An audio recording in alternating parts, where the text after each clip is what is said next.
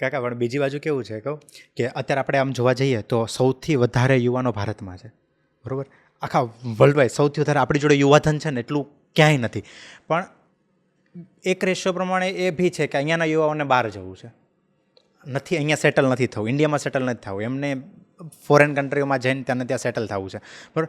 તો મારો પ્રશ્ન એ છે કે તમે છેલ્લા 40 વર્ષ જોયા છે, આ ભારતને એક નિર્માણ થતાં જોયું છે, છેલ્લા 40 વર્ષમાં ડેવલપ થતાં જોયું છે, તો ભારતના આગામી 40 વર્ષ કેવા હશે એના ઉપર, અને જે અત્યારે જે ભારતમાં મતલબ જે આપણે અત્યારે નરેન્દ્રભાઈની વાત કરીએ છીએ, તો જે લોકો ભારતને અત્યારે આગળ ધપાવી રહ્યા છે, આગળ વધાવી રહ્યા છે, એના જો કોન્ટેક્સમાં જોવા જઈએ તો આગળના 40 વર્ષ કેવા હશે ભારતના? ભલે અત્યારે બધા જતા રહે, ત્યાં જશે એટલે દુનિયા એને જાણવા મળશે, શીખવા મળશે. જાય છે એ ખોટા નથી, જાય તોય વાંધો નથી, ન જાય તોય વાંધો નથી. અહીં રહી ગયા એને કાંઈ પસ્તાવાની જરૂર નથી. ઓલા જાય એ પાછા જાય, આવવાના છે, આવતા 40 વર્ષ ભારતના જ છે. એટલે જાય તોય ભલા, ન જાય તોય ભલા. ત્યાં કોઈ ફાવી જવાનું નથી. ભારતથી દુનિયામાં કોઈ સ્થળ સારું નથી. બધા દુનિયાના સ્થળ મેં જોયેલા છે. હું કાંઈ કાંઈ ખાવા ખીચડી નથી ને વાતું નથી કરતો, કાંઈ રોટલો કૂતરું લઈ ગયું ને પૂન થયું એમ નથી. બધું જોયું છે, બધી દુનિયા જોઈ છે, અને બધી સગવડતાય છે, અને બધી જ ફેસિલિટી મળે એમ છે. ભારત સિવાય કોઈ પ્લેસ સારું અને પવિત્ર નથી. ભારત એટલે એ સંતોની ભૂમિ છે.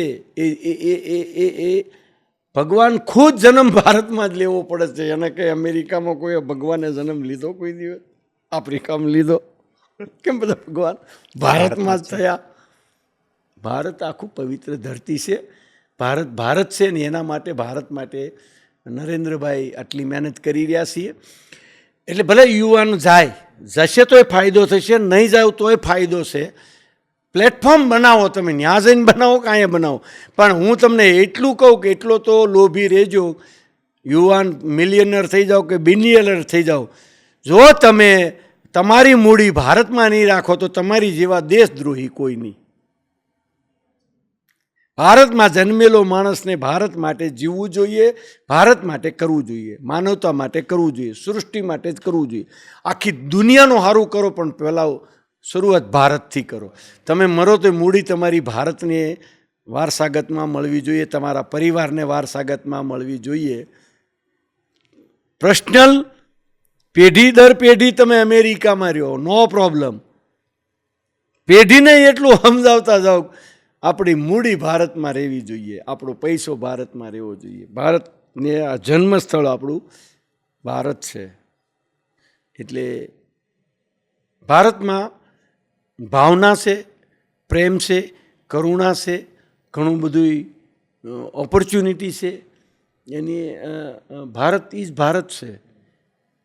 એટલે ભારત માટે કંઈ કહેવાનું ઘટે નહીં, પણ એટલો પ્રેમ કરો ભારતને કે ફરીને પાછા જો ભગવાનને આપણને તક આપે તો ભારતમાં જ આપે. હું તો ભારત એટલે ભગવાન મૂકું, ભારત એટલે સર્વસ્વ મૂકું, ભારત માટે જે કરાતું હોય એટલું. આટલી ભાવના કેળવો ને તોય તમારા દશા અને દિશા બે બદલાઈ જાય. એવી ભાવના તો હોવી જોઈએ. રાષ્ટ્રપ્રેમ હોવો જોઈએ, દેશપ્રેમ હોવો જોઈએ, પરિવાર પ્રેમ હોવો જોઈએ, વતન પ્રેમ હોવો જોઈએ, અને આપણી કોમ્યુનિટીનો પ્રેમ હોવો જોઈએ. તો બીજાને નડવું ન જોઈએ, આવું તો હોવું જોઈએ. ઓકે કાકા, એક લાસ્ટ ક્વેશ્ચન લઈને અને આપણે પૂર્ણ કરીએ કે તમારી આખી જર્ની જોઈ છે, બરાબર? બધાએ બધી વાત સાંભળી, અત્યારે આપણે ઘણી બધી ડિસ્કશન કરી, પણ આપણે કહેવાય ને કે વન લાઇન મેસેજ, બરાબર? કે તમારું જે આખું, તમે ઘણા બધા લોકોને મળ્યા છો, જેમ આપણે નરેન્દ્રભાઈની વાત કરી, તમે ઘણા બધા બિઝનેસમેનોને બી મળ્યા છો કે જે બહુ સારું કામ કરી રહ્યા છે. આ બધા પરથી કે તમારા પોતાના એક્સપિરિયન્સ ઉપરથી તમારા જીવનની સૌથી મોટી શીખ શું છે, અને એવી કઈ 2-3 વસ્તુઓ છે કે જે કહેવાય ને કે યુવાનો માટે મંત્ર ટાઈપ એક સાબિત થઈ શકે? જો યુવાનોને પોતાની જાત ઉપર ભરોસો હોય અને પછી પોતાના વર્ક ઉપર ભરોસો હોય અને એ લાઈનમાં 24/7 કામ ચાલુ કરે, દુનિયાનો કોઈ માણસ ભાળતો નથી, કોઈ માણસ જોતો નથી, પણ ખેલદિલી અને ઓનેસ્ટા આ તમારી હારે છે તો સફળતા તમને જરૂર મળશે. ઓનેસ્ટા અને ખેલદિલીને એમાં જ ભગવાન હમાયેલા છે. કોઈ નથી ભાવતું, છતાં ખેલદિલી હોવી જોઈએ ને ઓનેસ્ટા હોવી જોઈએ. હું મજૂરોને પણ સમજાવું છું, તમે દિલથી કામ કરો, કોઈ હાજર નથી અને તો પણ ટોપનું કામ કરો. અરે હું તો એમ કહું, તમે સારા ભાવથી ખાઓ તો જ સારું પચશે. સારા ભાવનાથી તમે વર્ક કરો, તમે કોઈ પણ નોકરી કરો, નોકરી પણ બાપ માલિક બનીને કરો, ક્યારે માલિક બની જાઓ. કામ એવું કરો કે તમારું નામ થઈ જાય.